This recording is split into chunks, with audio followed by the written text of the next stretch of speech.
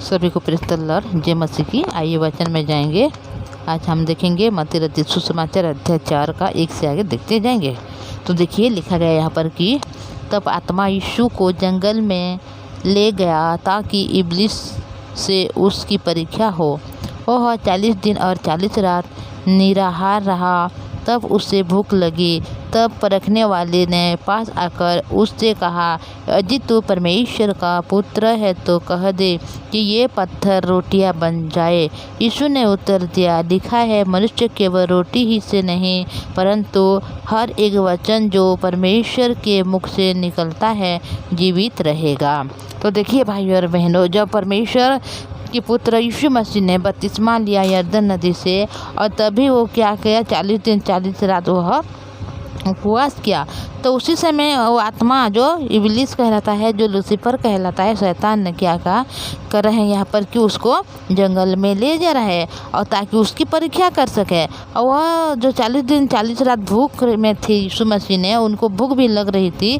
तभी वो जो शैतान है वह पास आके इस प्रकार बोल रहा है कि यदि तो परमेश्वर का पुत्र है तो कह दे कि ये पत्थर रोटियां बन जाएं।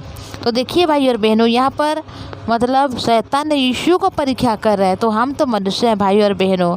शैतान हमेशा चाहता है कि किस प्रकार मैं मनुष्य को परीक्षा में डालूं, किस प्रकार विपत्ति से डालूं और मनुष्य को किस प्रकार मैं नाश कर डालूं। इस प्रकार हमेशा शैतान हमारे चारों ओर घूमता रहता है। कभी हम परमेश्वर की वचन से दूर हो जाते हैं, हम लोग मंडली से दूर हो जाते हैं, तो उसी समय परमेश्वर की जो वचन हमारे हृदय में नहीं रहता, परमेश्वर की दास की जो वचन है वो हमारे हृदय में नहीं रहता, उसी समय शैतान ने हमारे सामने आके हमें ऐसे चिंता में डाल देता है जिस चिंता के कारण हम लोग विनाश हो जाते हैं। क्या ठीक है, क्या मतलब ठीक नहीं है, उसके बारे में हम भेद नहीं कर पाते। और जब लास्ट में हम लोग जब बर्बाद होते हैं, बहुत सारे जब हमारे जीवन में विपत्ति, दुख और पीड़ा आती है, उसी समय शैतान हमारे हाथों को हमें छोड़ ही देता है ताकि हम क्या करें, मर जाएं, नाश हो जाएं, विनाश हो जाएं और नरक में पड़ जाएं। तो भाई और बहनों, अभी यो शैतान के काम देखिए कि हम मनुष्य को छोड़, तो मनुष्य तो हम मनुष्य ही है, हमको छोड़ो। पर यीशु मसीह जो सच्चा परमेश्वर है वह एक पुत्र के रूप में जगत में आया, और जब वह एक मनुष्य के रूप में है तो उसी समय शैतान ने यीशु मसीह को पास में आके इस प्रकार बोल रहे हैं कि यदि तो परमेश्वर का पुत्र है तो कह दे कि ये पत्थर रोटी बन जाएं। तो देखिए भाई और बहनों, यीशु ने इस प्रकार उसे उत्तर दे रहा है कि लिखा है, मनुष्य केवल रोटी ही से नहीं परंतु हर एक वचन जो परमेश्वर के मुख से निकलता है जीवित रहेगा। तो भाई और बहनों, इस समय में देखिए, इस जगह में देखिए, क्या परमेश्वर चाहता तो पत्थर को रोटी बना नहीं सकता था? क्या सकता था? परमेश्वर हर एक काम को किया है। जब हम पढ़ के आगे में जाएंगे तो हर एक बात को देखेंगे कि यीशु मसीह के द्वारा बहुत सारे आश्चर्य कर्म भी हुए हैं, बहुत जो मतलब असंभव बात भी हुई है। हर असंभव को परमेश्वर यीशु मसीह ने सब संभव करके दिखाया है। हम आगे हर एक बातों को पढ़ेंगे, पर यहाँ पर यीशु मसीह अगर चाहते तो हर पत्थर को रोटियां बना सकते थे और उसको खा सकते थे। पर अगर परमेश्वर के पुत्र यीशु मसीह इस प्रकार करते तो शैतान की बात को मान ही लेते, क्योंकि शैतान वो चाहता है, शैतान बहुत अच्छी तरह से यीशु मसीह को जानता है कि ये इस पत्थर की रोटी बना सकता है और बना भी डालेगा।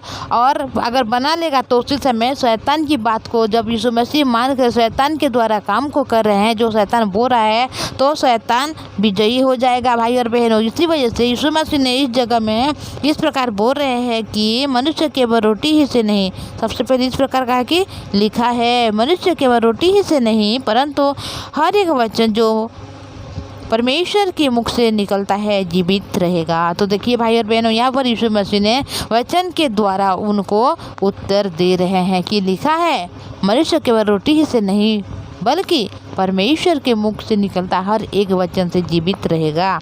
तब इब्लिस उससे पवित्र नगर में ले गया और मंदिर के कंगूरे पर खड़ा किया और उससे कहा, यदि तू परमेश्वर का पुत्र है तो अपने आप को नीचे गिरा दे, क्योंकि लिखा है, वह तेरे विषय में अपने स्वर्गदूतों को आज्ञा देगा और वे तुझे हाथों हाथ उठा लेंगे, कहीं ऐसा न हो कि तेरे पाँव में पत्थर से ठेस लगे। तो देखिए भाई और बहनों, पहले जो परीक्षा की यीशु मसीह को इब्लिस ने मतलब शैतान ने कि रोटियों को क्या मतलब पत्थर को रोटी बनाने के लिए, पर यीशु मसीह ने इस समय शैतान की बात को नहीं माना, बल्कि शैतान को इस प्रकार जवाब दिया कि लिखा है कि मनुष्य केवल रोटी से नहीं जीवित रहता है, बल्कि परमेश्वर के जो वचन है हर एक वचन से जीवित रहता है। जब बोला तो शैतान को पता चल गया कि यीशु मसीह कभी भी उनकी बात को नहीं मानेंगे, क्योंकि वो स्वयं परमेश्वर है और परमेश्वर है जो यीशु मसीह के रूप में एक पुत्र के रूप में इस जगत में आए हैं। तभी वो पहले जो परीक्षा में वो मतलब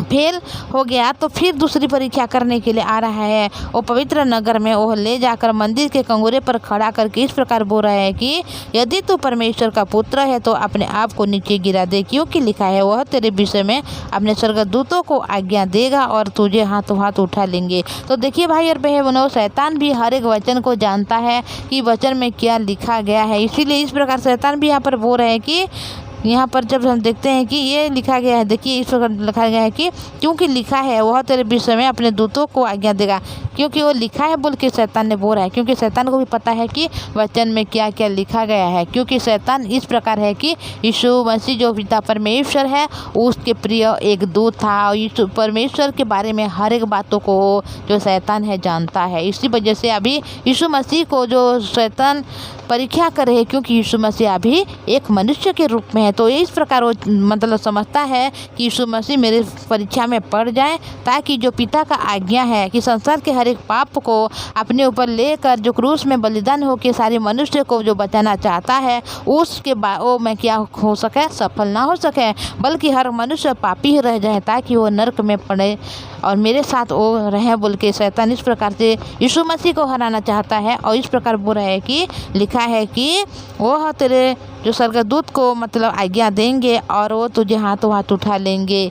तो इस प्रकार बोल रहा है कि इस पवित्र नगर जो पवित्र मंदिर है उस नगर में ले जा रहा है और मंदिर के कंगूरे पर खड़ा करके बोल रहा है उसमें क्या कर, नीचे कूद। तो परमेश्वर ने यहाँ पर क्या बोला, देखिए यीशु ने उनसे कहा, कभी यह भी लिखा है, तो प्रभु अपने परमेश्वर की परीक्षा ना कर। तो देखिए शैतान जब बोल रहा है कि तू इस ऊपर से नीचे मतलब गिरा दे अपने आप को, ताकि तेरे स्वर्गदूत, इस प्रकार भी लिखा है कि स्वर्गदूत आके तुझे हाथों हाथ उठा लेंगे और वे तेरे हाथों हाथ जब उठा लेंगे कि तेरे पाँव में के पत्थर से ठेस भी नहीं लगेगा बोल के जब शैतान ने बोल रहा है। तो इस प्रकार से यीशु मसीह ने उत्तर दे रहे हैं कि लिखा है, ये भी लिखा है कि प्रभु अपने परमेश्वर की आज्ञा परमेश्वर की को परीक्षा ना कर।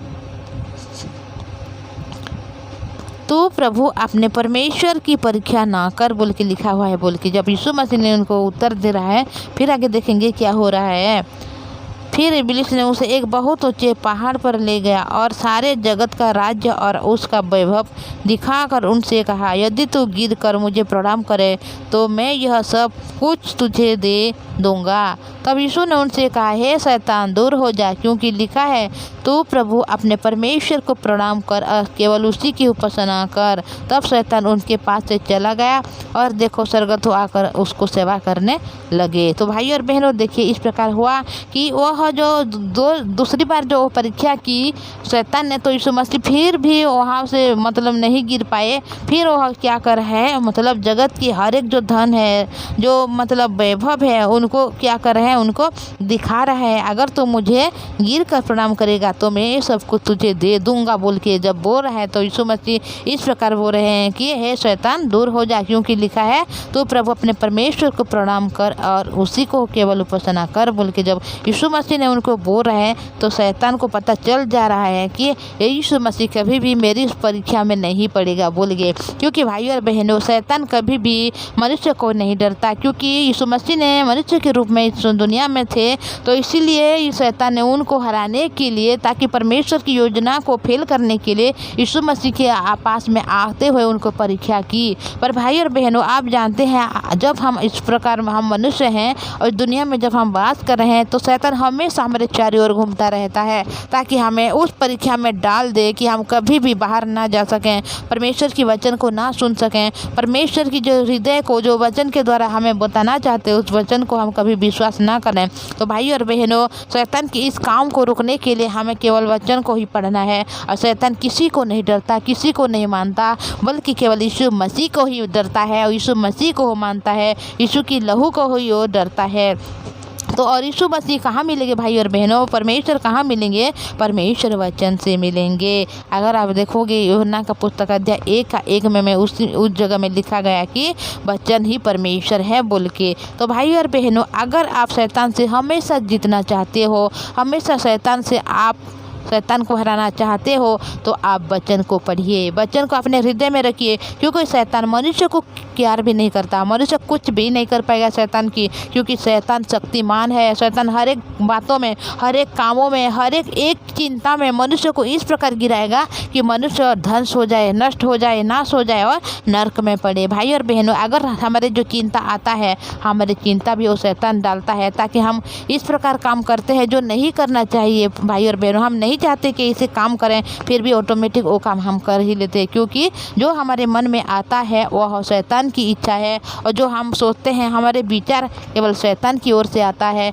और हमारे विचार, हमारी सोच, हमारे जो चिंता है वह हमें नष्ट करता है। इसीलिए आप केवल वचन को देखिए, क्योंकि वचन ही है जो शैतान से हरा सकता है, वचन ही है जो आपको शैतान से विजयी कर सकता है, और वचन ही है जो शैतान के हर एक परीक्षा को विफल कर सकता है। और आप शैतान से जितना चाहते हैं तो सब परमेश्वर की जीवित वचन को पढ़ें, अपने हृदय में रखें, ताकि शैतान आपको कभी भी परीक्षा ना कर सकें। तो भाई और बहनों, आज मैं इतना बोलूँगी, आगे हम हर एक बातों को धीरे धीरे करके देखेंगे और जानेंगे। तो भाई और बहनों, मैं आपको रिक्वेस्ट करना चाहूँगी, अगर आप इस चैनल में नए में आए हैं तो इस चैनल को सब्सक्राइब कीजिए, लाइक और शेयर कीजिएगा। तो प्रार्थना में जाएंगे भाई और बहनों, आइए प्रार्थना करेंगे। पवित्र परमेश्वर पिताजी, धन्यवाद करते हूँ आपकी दया करुणा के लिए। आपने सुंदर समय दिया पिता परमेश्वर, आपकी जिद वचन को दिया प्रभु। जब हम इस वचन को देखते हैं प्रभु जी कि आपकी पिता परमेश्वर जो शैतान है यीशु मसीह को यहाँ पर परीक्षा कर रहा है। हाँ पिता परमेश्वर, हम तो सिर्फ मनुष्य प्रभु, और हमारे हृदय में कोई भी अच्छी वस्तु वास नहीं करती प्रभु। हमेशा पिता मनुष्य के ऊपर में शैतान घेरा रहता है ताकि हमें नाश करे, विनाश करे प्रभु जी। पर आपने हमें प्रेम किए, दया किए प्रभु, आपकी जिद वचन को दिए। हमारे भाई बहन के जीवन में आशीष अनुग्रह दया दीजिए प्रभु, ताकि उन लोग पिता वचन को पढ़ने वाले बने, वचन को सुनने वाले बने, वचन को ग्रहण करने वाले बने प्रभु, क्योंकि उस वचन ही उनको बचा सकता है हर एक मुसीबत से, हर एक समस्या, हर एक विपत्ति, हर एक रोग, हर एक बीमार से प्रभु जी। आप उनके हृदय मन को तैयार कीजिए ताकि हर एक दिन जीवित वचन को सुने। आपने प्रार्थना सुना है, धन्यवाद। यीशु के नाम से मांगते हैं, आमीन।